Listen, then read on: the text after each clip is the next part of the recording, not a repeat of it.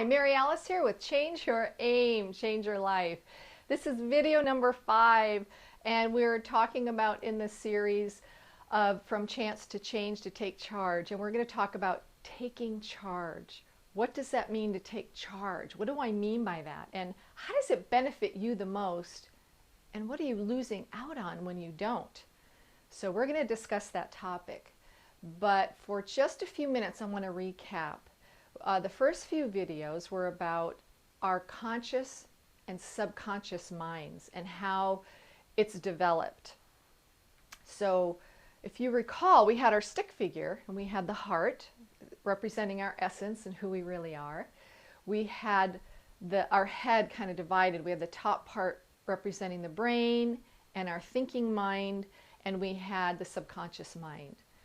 And I had you try and get information about what life was like when you were an infant or even before you were born, because all of that influences you. Even when we are being formed, when we're still in utero, how our mother's life is and the anxiety they may feel or the happiness they may feel or whatever they feel does affect the developing baby. So just wanted you to have some recognition of that. And I hope you kind of found out what life might have been like for your mother while she was carrying you and what life was like when you were an infant. Because of course we don't remember. We don't really recall when we were tiny that way.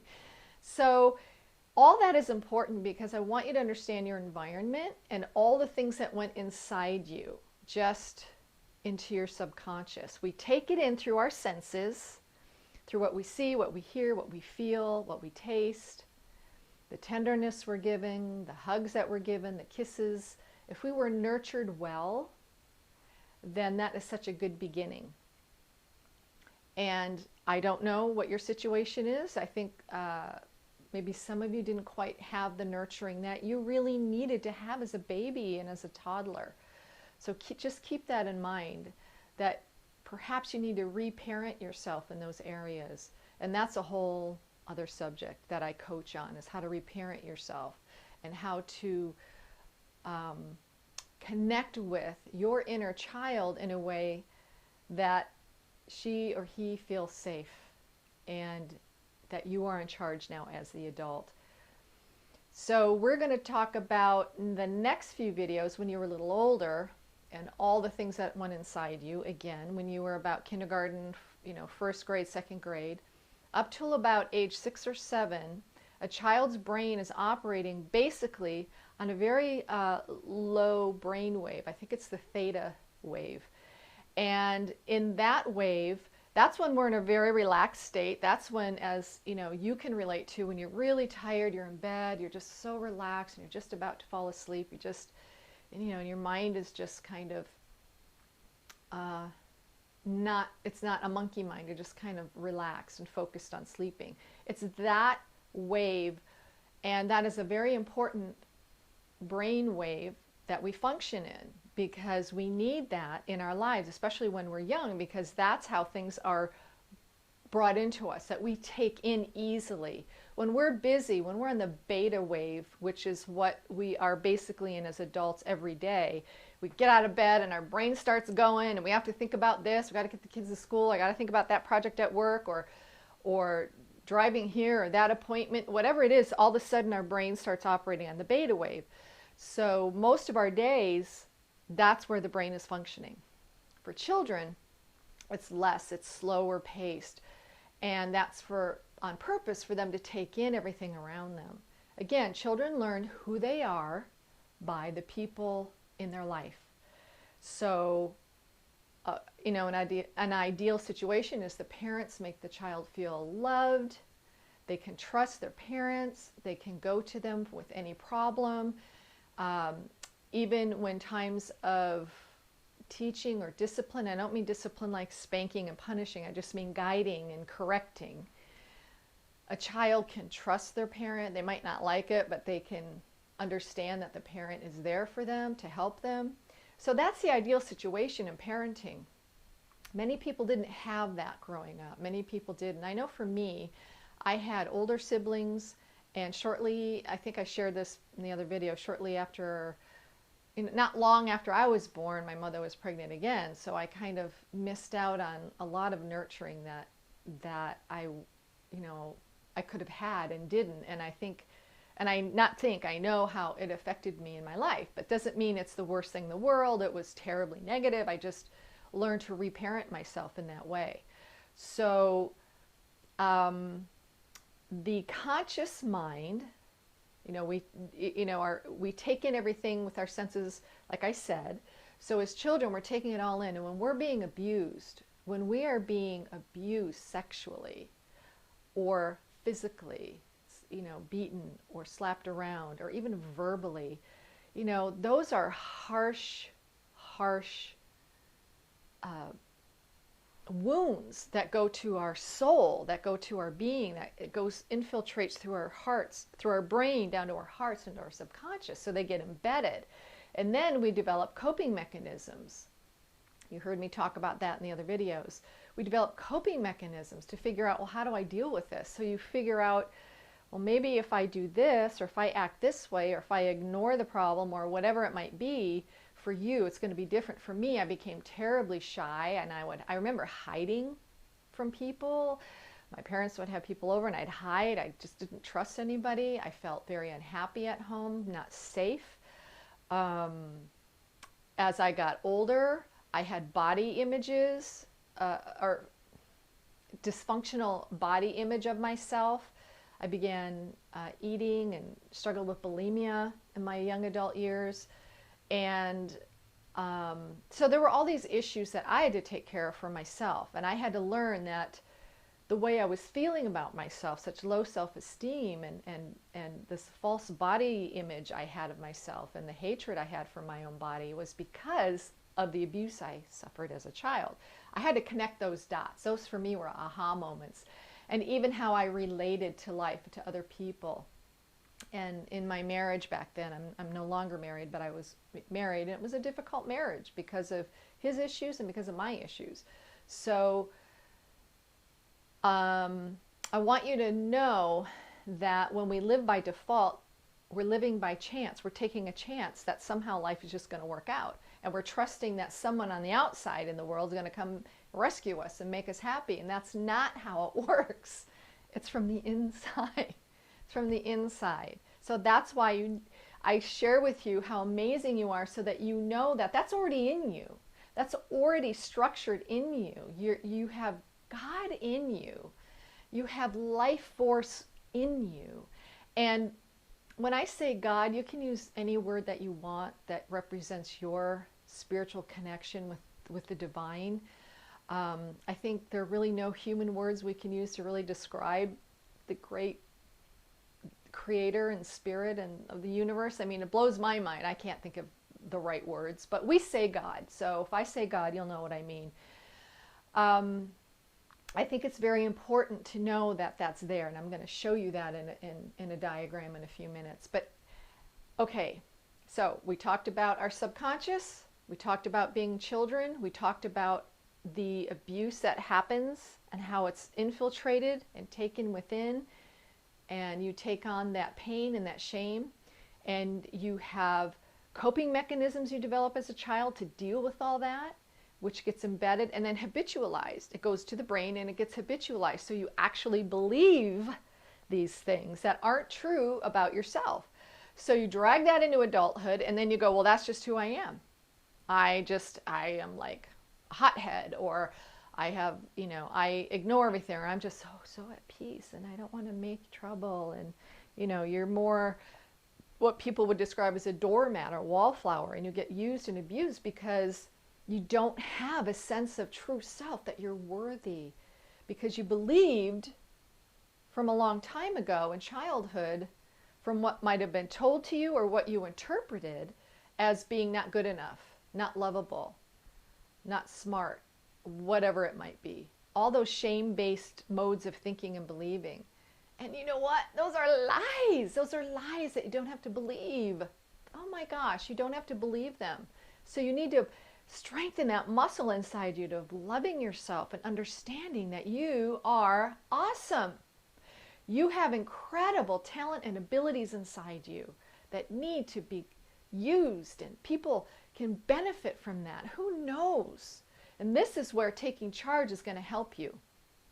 So I'm going to start. I'm going to draw a diagram for you, okay? But first I want you to see this quote. It says, when you take charge, you change. When you change, you take charge. So I have these arrows like this. It's kind of a circle. When you decide to change,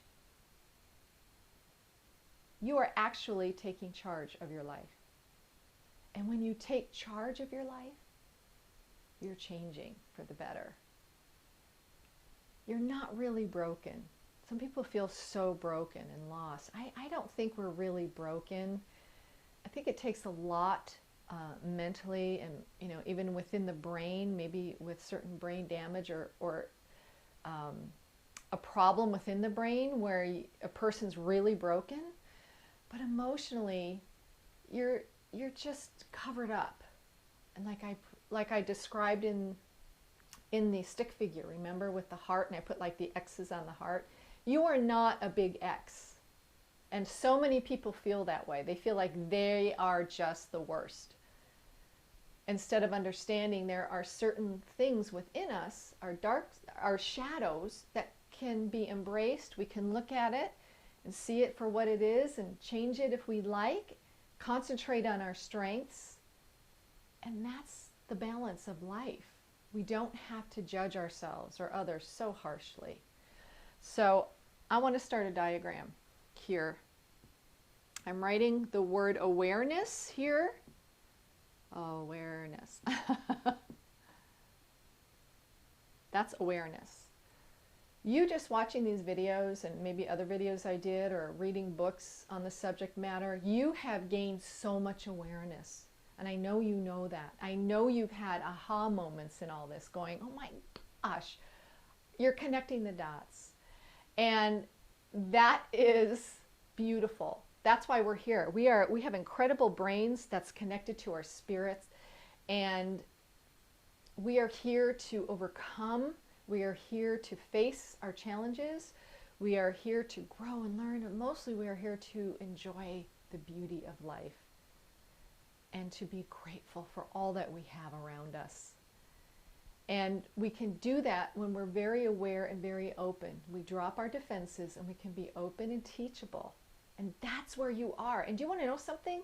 You're in a small percentage. I applaud you. So many people would rather sit in the stew and never get help because it's more comfortable being in their uncomfortable zone. Does that make sense? You've heard me talk about that. Like, people are more comfortable being in their uncomfortable zone of not being happy, but they don't want to do what it takes to have a fulfilling life. And you do, and I applaud you. So you talk about awareness. That's beautiful. So I know for me, when awareness occurred, it was like, for me, it's like a dimmer switch.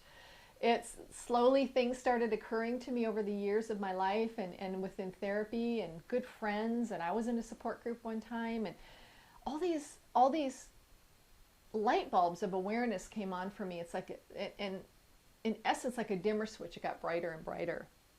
And whenever that happened, when I had moments of awareness, it wanted me to pursue information for help and guidance. So I'm writing help. I'm sorry, I can't write straight up. It's a little hard. So that says information, help / guidance.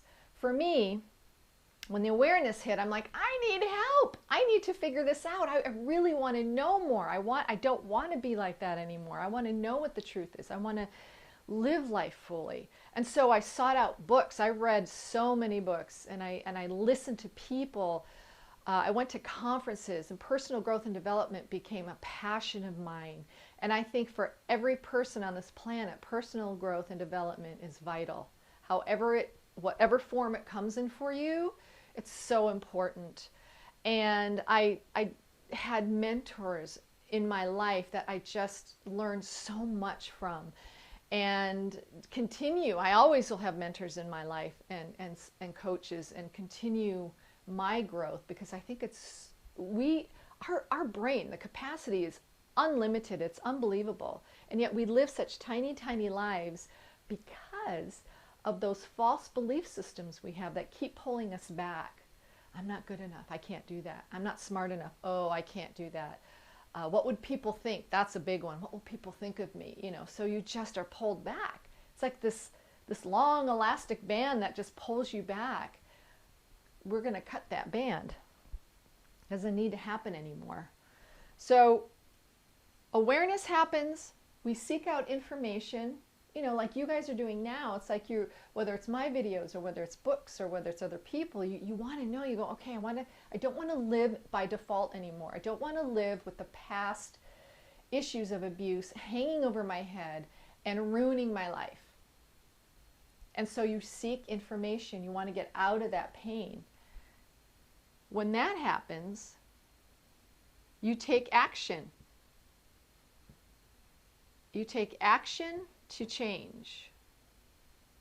You want to change your situation. It's one thing to have information. We all can seek out information, and you know, I know people out there in the world who are just brilliant. I mean, they can recite to you anything. They know all about, you know, maybe certain religion or spirituality, or they know, you know, a lot about personal growth and development, and yet their life, you look at their personal life and it's nothing I want to emulate. And I'm like, well, you might know all this stuff, but is it going in here? That's the important thing. That is vital. So it's not just seeking information, it's actually taking action. So whatever resonates with you, if you're like, yes, I can do that, I can read that book, I can get a journal, I can answer those questions, I can go deeper, I can learn to be the best I can be, I can take those chances. And that takes support. It takes maybe a good coach, a mentor, or good friends around you. And you've heard me say you have to have great people around you, whether it's even through the internet and you watch their videos, or read their books, or maybe it's somebody in your community. Hang around the people that you want to emulate. Hang around the people that are genuinely successful in life. And I don't just mean successful in their career, because that doesn't really mean a whole lot. There are a lot of people who are very, very successful. I've talked to women who are just millionaires and have great success in their careers, but their personal life is suffering because of this issue. So I mean a successful human being. I mean somebody who's really balanced in life, and they know how to create a good life for themselves, for their families. They have healthy boundaries. Seek people out like that you want to be around, okay?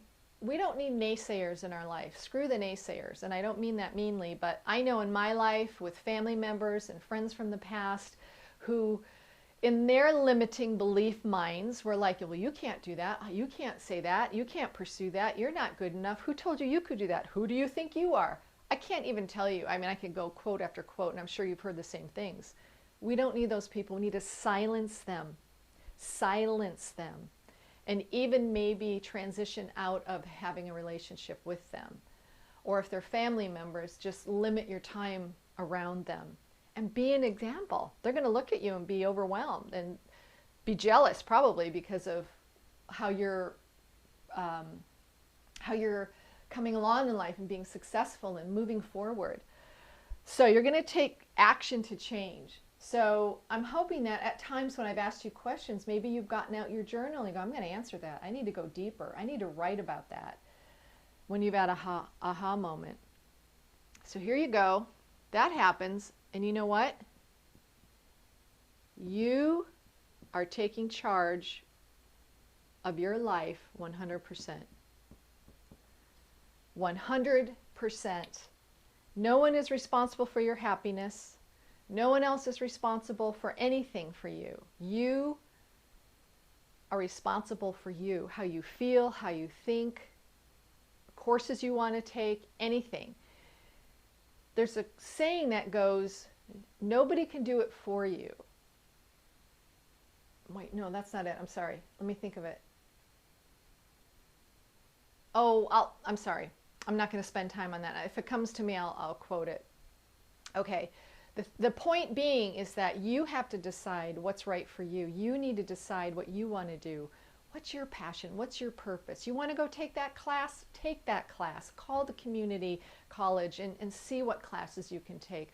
Look up on YouTube how to start playing guitar. There's so many people on YouTube who share what they know, like I do, and you can learn basic things. You can learn how to paint if that's what you want to do. Maybe you are so fascinated with medicine, you want to be a doctor or a nurse or a researcher or a scientist.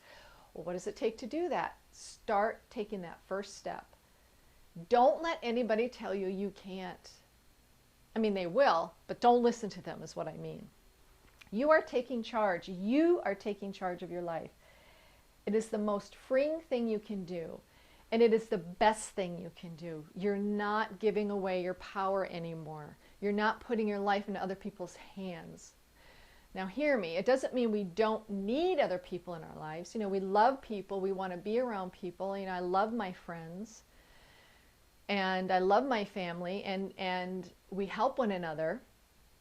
So I'm not saying that. What I'm saying is it's up to you though to make the decision of what you want for your life and how you want to do it. And to find people who will encourage you in doing so, okay? Again, diminish the naysayers in your life. We don't need to hear them, block out, tune them down. Because if you look at their lives, I'm sure their life isn't probably one you want to emulate, right? What do they know? They're stuck in their own belief systems, which are probably negative, and they project it onto you. So when you take charge like that, and you begin to develop your life and your passions, and you realize you're amazing and you have an incredible brain that you can use just magnificently, life begins to flow better. And then more awareness occurs. There's more awareness, beautiful awareness, other things that might come up, maybe other shadows we need to look at. Maybe we need to change a few more things. That's fine. I'm going to go to my grave doing that, which is why I love personal growth and development. So there you have it. And then you have this circle, right, of positivity. It's goodness. It doesn't mean, hear me again, doesn't mean there won't be challenges. It doesn't mean life is going to be a bed of roses. It doesn't. But when you live this way, there'll be a lot less problems because you're not reacting to life anymore. You're responding. When you do this, you're learning to respond. You're using your thinking brain. You're connecting it with your emotions. You're not living in default and just reacting, whatever the reaction would be for you. You know, maybe some people get their feelings hurt so easily instead of just going, what do they know? I don't need to listen to them, and they walk away. But they take it in and they feel so bad. Or maybe you're a hothead and you like react, you know, like, and you have this defense mechanism and you're just so responsive to being angry and putting up walls. And that's old stuff. That's your child reacting. You have a child within you that is still running the show. And you're an adult now. You can put the child to just, this is why child work is so important, and it doesn't take much, but it's important to understand, but that's a whole other issue. I do inner life coaching with child work, inner child work, and how to help you make that child happy, go outside and play, and that you are in charge. You're thinking, you're mature, you're responding to life. You're no longer just reacting, because that just causes a lot more problems. And we attract, when we live by default, we're attracting all that negativity, all the dysfunction. We just attract it, and then we wonder why life is so messed up, because you're attracting it, living that way. When you live purposefully, on purpose, with a purpose, it's so different. It's so different. It's beautiful, and it's worthwhile, and you're acting from a sense of maturity and growth. And it's beautiful. It's how we're supposed to be. Keep learning and growing. Okay, so the next thing I want to do is I'm going to put a heart around this, because truly this is who we are. When we're functioning in a healthy way as best as possible, doing the best we can every day, and we learn and grow every day. We're not perfect. No one's going to be perfect. but it's striving for that excellence within us, and how we are and what we can do and how we can help and how can I improve and how can I help my children and how can I instill love in them, and you know, whatever it is you are doing daily, you can do it with excellence. And you do it by, again, learning information. How can I be a better parent? Or how can I be a better spouse? Or how can I be better at my job? Or whatever it is, you're going to seek information that helps you do that. And then you're bolstering your self-confidence and your self-worth and your self-esteem. And again, you're taking charge doing that. And you're taking action, which is you're taking charge. And then again, this continues. Well, I want to share a little bit about my belief system. And because to me, I think I just want to share it with you. I'm going to get vulnerable here and let you know where I'm coming from and see if it resonates with you. Is I operate my life as a heart within a heart. So in essence, this is me or you, this is who we are, our essence, and using our abilities to our fullest potential and loving life and being grateful and doing the best we can with what we have and what we know. And that's our essence. That's who I am. But within my heart and my essence is another heart. That heart for me is God. It's my spiritual connection that is in me. And when I take time to pray and to meditate and every day to connect with the God of my understanding, which has a Christian background, but also employs so many other different understandings of my connection with God, I allow God, as much as I can, to radiate within me. Okay? God is radiating within me. And sometimes my own blocks, my own default modes will prevent that. And that's where those little X's come in, right? That I've talked about before. But I really choose and want God to really radiate within me the best of my ability. And when I do that, then I'm able to be his hands, and I say him, I don't think God's a male or female, but God's hands and feet, and so that I can radiate what God wants me to be in life. Excuse me. Does that make sense to you? So to me, personally, for my life, this is me, but I have a heart within the heart, and that, I believe, is within all of us. I don't think there's an exception, but it's how we connect. And when we are messed up, when we're living by default, and some people want to blame God for their issues, it's not God's fault. God didn't do anything to you. It's just that we live in a world of free will. People have free will. You have a free will to be kind. You have a free will to be loving. You have a free will to learn. You have a free will to be the best you can be. Or you have the free will, like some of our perpetrators, to be evil, to hurt people, to offend people, to be sarcastic, to be critical. And that is all because of their default mode of living and believing. They're stuck there. They don't understand who they really are. And that's the sad part. So I think I'm going to do one more video. I said this was going to be the last, but I want to give you hands-on information that can help you. There are so many new methods of therapies. There are so many new ways to help you with your overwhelm of your past. I talk to so many people, and I know that for some people they want to pretend it never happened or ignore it, or they think, well, if I don't think about it, I'm okay, or if I don't talk about it, I'm okay. The truth is, you're not okay. The thing is, if you pretend and ignore that the abuse never happened, it's still happening inside you. I can guarantee your life isn't all that great. It could be better. You could feel better. You could love better. You don't have to put on a mask, a pretend mask, like so many people do, because that's their coping mechanism. But let's say you have gotten therapy and you've had support, which is beautiful, and you just want more information. I'm glad you're here because I like to give that.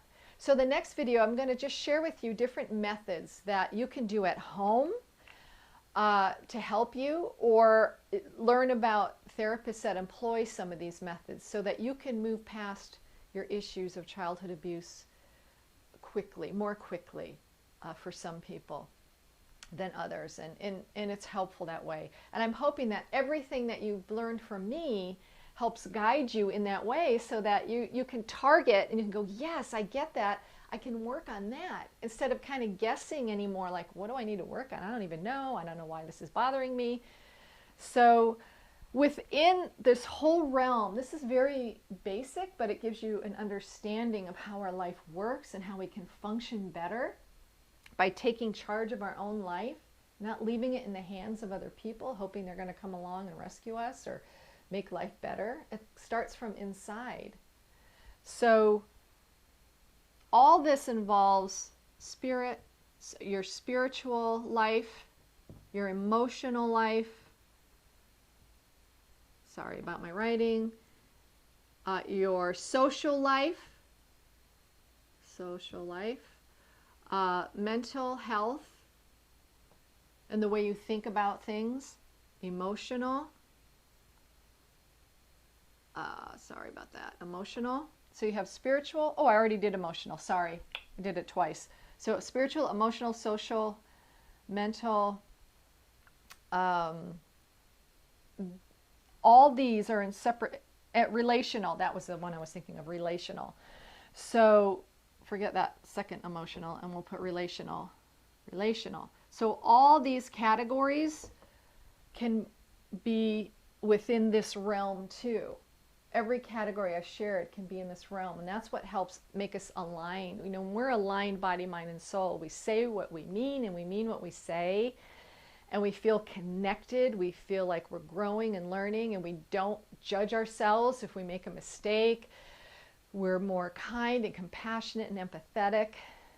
We have healthy boundaries for ourselves. We know our boundaries and our limits, and we don't let people pass those boundaries.